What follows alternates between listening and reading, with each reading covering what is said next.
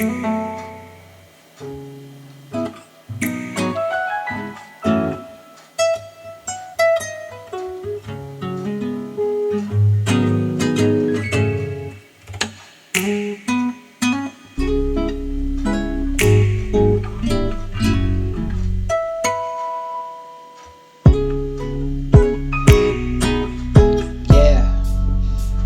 a lonely Vancouverite, barely see hope in sight, can hardly sleep at night, find a cigarette to ease the stress but can't find a light. Heard about some guy who gives liberty, life and light. From the sound of it, he seems to be alright. Every day I gotta fight, ask for a loony, a toonie, some change to get a bite. Yet a lot reject me, I'm a poor Vancouverite, judged as a druggie, nobody wants to help me, ain't that right? I'm a lonely Vancouverite.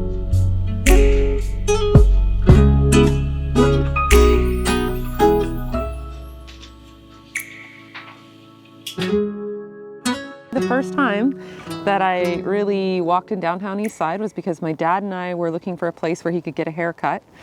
And then all of a sudden there you are and you're just in this crazy place that's right next to all the wealth and everything. So it's, yeah, people sleeping, you know, in the morning, sleeping on the side of the alley, and it wasn't near as bad at that time as it is now.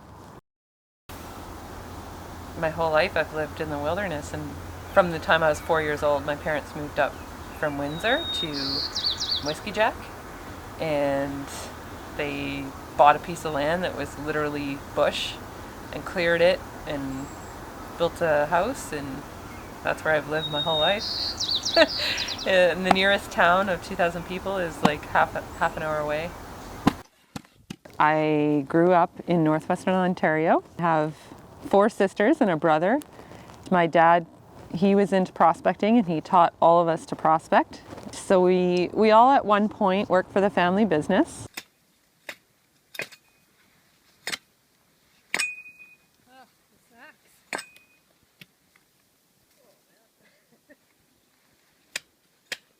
Okay, so this is my former life. For anybody who stakes claims, this is the part we used to do in the winter. This is an ox head axe, a German ox head axe. So what we do with this is you're cutting claim posts, and they have to be 10 centimeters or 4 inches wide, squared off. I changed my mind. And so you get to see parts of the country you would never voluntarily go to, but it's amazing at the same time. And then at the end of the day, you just have this feeling like a satisfaction. I worked a really hard day and I got to see all this, you know. Yeah, it's a pretty sweet job. I'm sad it's over, but at the same time, I'm glad because I wouldn't be here probably, you know. God always has a plan. Life takes you somewhere. Lord, may you be ever on my lips. May you be ever in my heart. May you be ever in my mind. You are the treasure of my life. In July 2019, I moved to Vancouver. I began studies at Regent College. In our first week of orientation, Anne from Jacob's Well invited us down to have a tour of Jacob's Well. And so I went down and I really enjoyed it.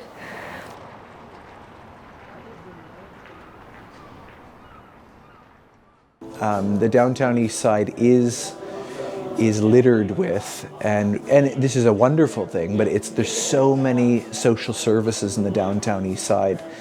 So as far as service providers, there's lots of stuff going on. And I think the cultivation of community is what will sustain those social services. And one of the reasons I'm attracted to Jacob's Well is because of the mandate for friendship. There's a lady, once upon a time, her name is Pauline Fell. She had become a Christian later in life, And as she started reading the Bible and the life of Jesus, she realized that if Jesus was here today, that this is the kind of neighborhood that he would hang out at. So she decided to just start like walking around and meeting people in the neighborhood. And that's really what she did for years and years, is just walk the street, you know, and meet people, give people like Bible verses, pray for them. And, you know, there are stories of Pauline getting in between fights between two like drug dealers, you know, like burly mans, and she would just kind of get in between. And people called her like mama, you know, on the street. She would like walk into bars, order a Sprite, and just like sit around and chat with people. Just so simple and so beautiful, I think, and profound what she did. She was about to enter into a nursing home, and she felt the Lord tell her to give away her inheritance. She felt like God was showing her inheritance to be her friends that she's made in the neighborhood. Very soon after, she partnered with a couple of women, Joyce Reese and Don Humphreys. They started renting a space on Main Street, and they started gathering all the people that Pauline used to hang out with on the street.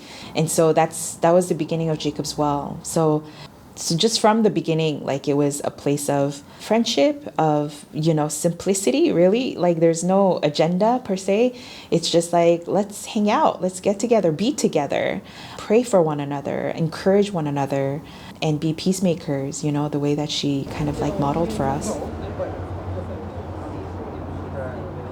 And if you're just walking around in the downtown east side, you're just hanging out, you will encounter all kinds of people. And making eye contact with people is a way of sort of like treating people like they're important.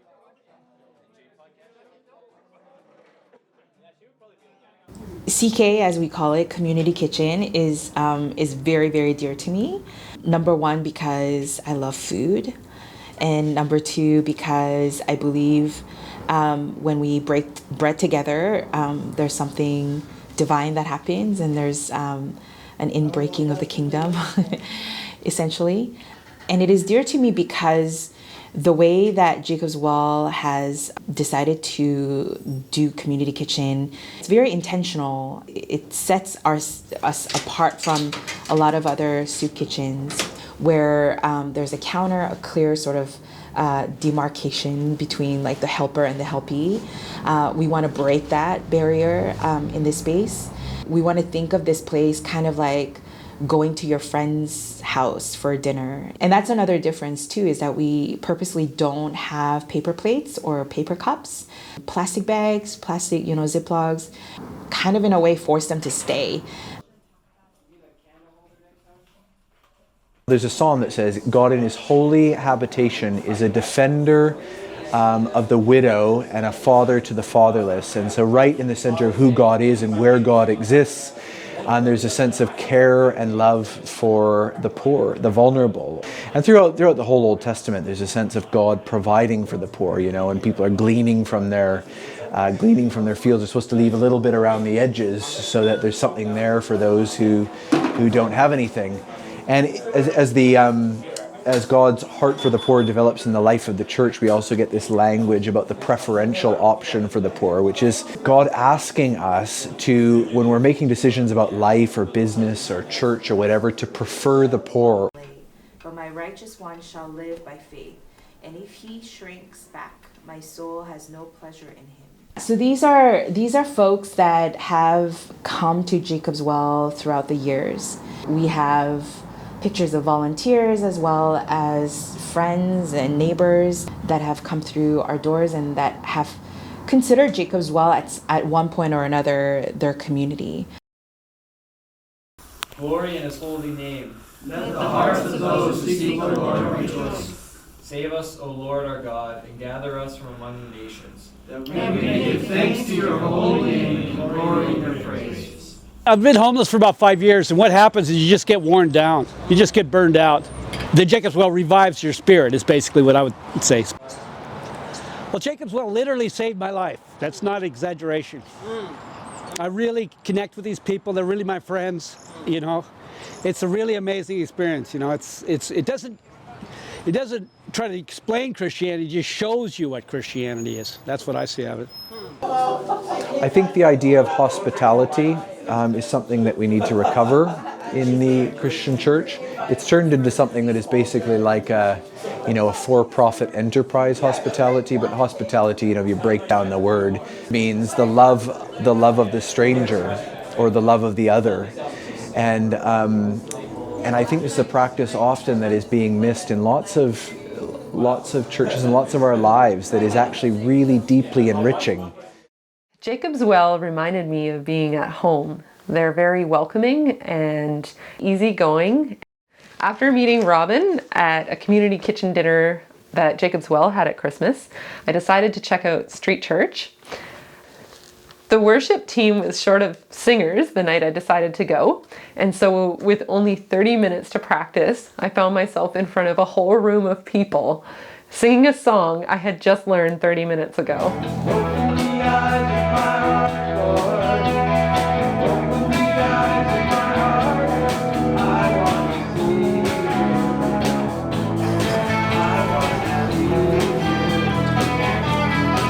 I used to drive a school bus. Well, one day I went out to drive my school bus and there was a dead body laying in front of my school bus, so I couldn't move it. So I phoned the police right away. I was so upset, and the police eventually showed up and they saw how upset I was, and they said, "Don't worry about what happened here." They said, "It's just a drug addict." And so I was very troubled by that. And God just started to speak to me very profoundly and said, "I want you to get as down and dirty as possible." I said, "Well, that would be Main and Hastings." I said, "God, I don't want to go down there. It's just all alcoholics and drug addicts and homeless people. I can't build a church with those kind of people. They're not going to give to the church. They're not, they don't have, families or kids or anything. Like, how can I build a church at corner of Main and Hastings?" God said to me, "That's where I want you to be, at Main and Hastings." Yeah, the rest is history. Like, Street Church is a nickname. We're actually a Vancouver Foursquare church. And we got a lot of nicknames. Another nickname is the Hot Dog Church. Since 1995 till now, we've given out more than 1 million hot dogs.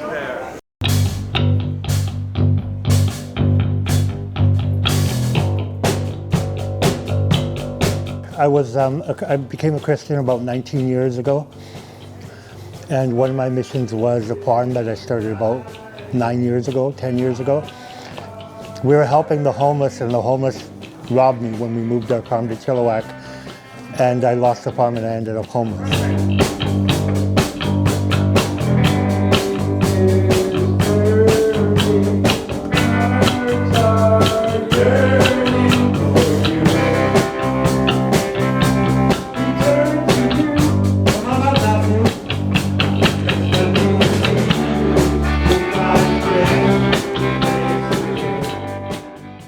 The churches that are down here have been here for a long time, and they're doing a wonderful job. I mean, some of the churches, like this one here at Street Church, they've been here 25 years, and that's not easy.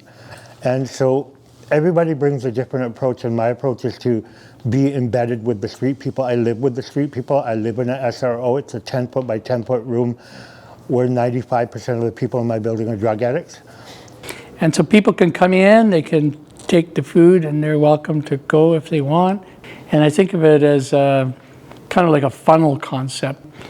Wide into the funnel is hundreds and hundreds of people coming in the doors of Street Church, coming in just for a hot dog. But the funnel narrows, they stay for church, they hear the word, they get saved.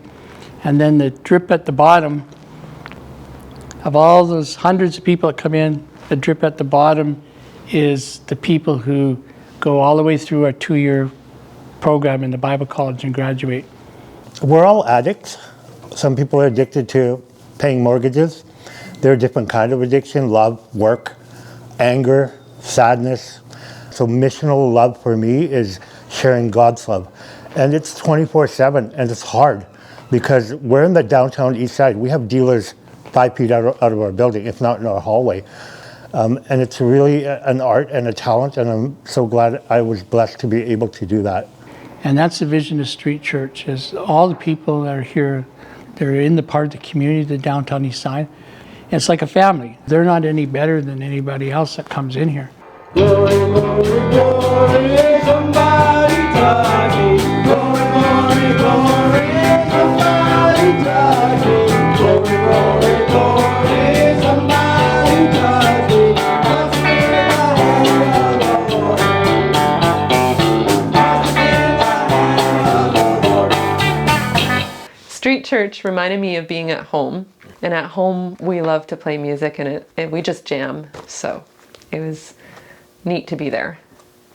So the downtown east side is a fairly tight-knit community, and you realize like there's so many people there who are just so passionate about loving their neighbor.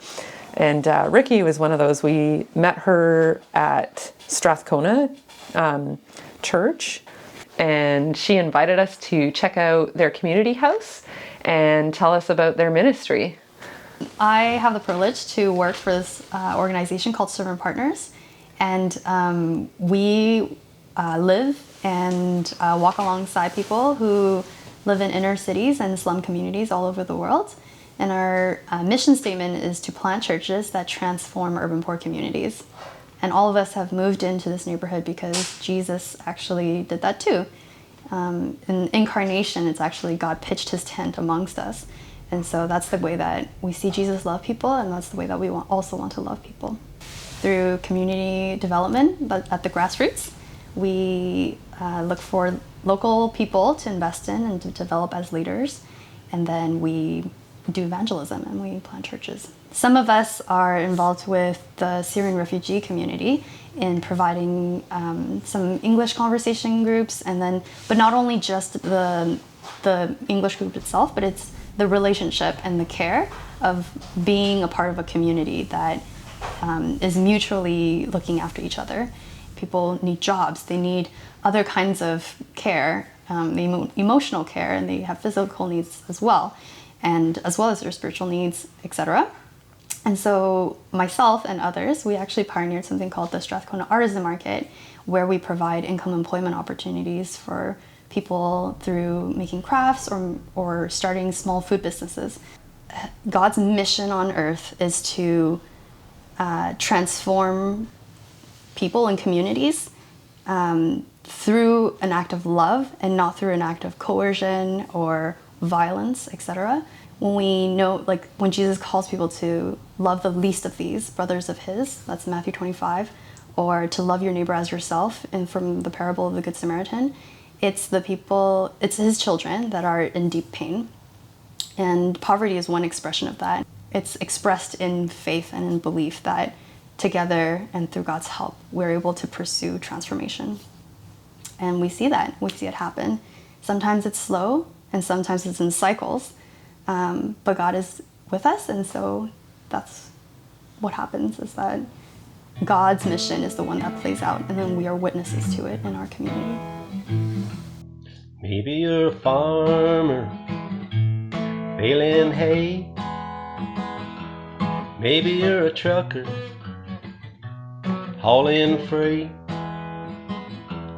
Maybe you're an actor on TV, but you need Jesus if you're like me. Maybe you're a doctor, maybe you're a thief, maybe you're a pilgrim with no country. Maybe you're a rich man and have no needs. Well, your silver can't make you clean. You need Jesus if you're like me. All you got can make you clean. So in the parable of the Pharisee and the sinner, they both go to pray. The Pharisee prays and he's like, I thank you, Lord, that I fast and I tithe, and he looks over at the sinner and he's like, and I thank you that I'm not like him. And the sinner just won't even look up at God, and he just beats his breast and he says, Lord, forgive me, I'm a sinner. When I read the parables, I like to identify with the humble heroine of the parable. But in actuality, I feel that Christ is challenging me through the lesson in the parable. The more I wrestle and been in this kind of work for some time, I realize just how much the rich need the poor in order for there to be true liberation. I want to just shout to quote the rich, myself including, is you guys are just going to miss out. You guys are missing out on fully experiencing God's plan for your flourishing. We're struggling to relate across the left-right divide so much, when it comes to the political sphere. But I think this is fruit of the way that we live our lives personally. We're not open to the other. Having a hospitable heart that is open to the other is one of the things I'm learning and have been learning over the last 5 or 6 or 7 years, and that I think I wish the church would embrace this in more radical ways. What does it look like, not just to open our minds to ideas, but actual human beings across those divides? We might not even change our opinions. We might not even all become one homogeneous belief unit, but maybe we'll, learn to love in the midst of difference. That would be really cool. We're all people that need God's grace in our life, and we're all on a spiritual journey together. God knows where we all are on that journey. I'm not going to claim to be farther along on the journey than anybody else. And that's what I want people to understand about that. And our community is full of people, not addicts, as I said, and not drug addicts or prostitutes, but people. People is people, everyone made in the image of God. We say no to the fear of failure.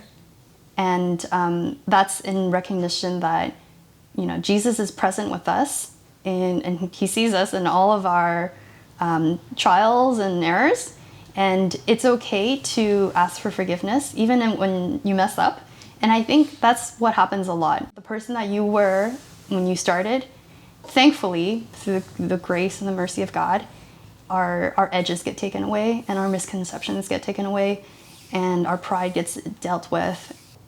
Like when we pursue a call into something like missional love, it's actually a call into like a dialogue with God, that God would transform us in the midst of it, and we get to be witnesses to what he's doing in people's lives. Christianity? 2 words? 2 words. I don't know. According to Jesus and love. Or love and sacrifice. Which one?